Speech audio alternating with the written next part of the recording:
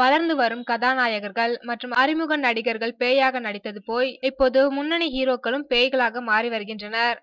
காஞ்சனா 2ஆம் பாகம், darling, Demonte colony மற்றும் மாஸ் படங்களின் வெற்றி கார்த்தியையும் பேயாக்கியுள்ளது.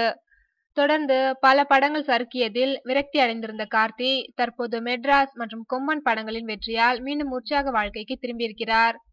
தற்போது இயக்குனர் கோகுல் இயக்கத்தில் காஷ்மோரோ படத்தில் நடித்து வருகிறார் கார்த்திக். நயன்தாரா மற்றும் ஸ்ரீதிவ்யா என 2 கதாநாயகிகளுடன் நடித்து வரும் கார்த்தி இந்த படத்தில் முதன்முறையாக பேயாக நடிக்கிறாராம். இதற்கு முன்பு வழக்கமான தனது கேலி கிண்டல்களுடன் நடித்து வந்தவர் படத்தில் வித்தியாசம் காட்ட வேண்டி இந்த படத்தில் பேயாக நடிக்கிறாராம். தொடர்ந்து பேய் படங்கள் தமிழ் சினிமாவில் ஹிட் அடிப்பதால் கார்த்தியும் இந்த பேய் ஃபார்முலாவுக்கு வந்துவிட்டார் போல. படம் மிரட்டலாக படம் தயாராகி கொண்டிருக்கிறதாம். அண்ணன் தம்பி யார் பேயாக நடித்தாலும் நயன்தாரா தான் ஹீரோயின், அதில் மட்டும் மாற்றமில்லை.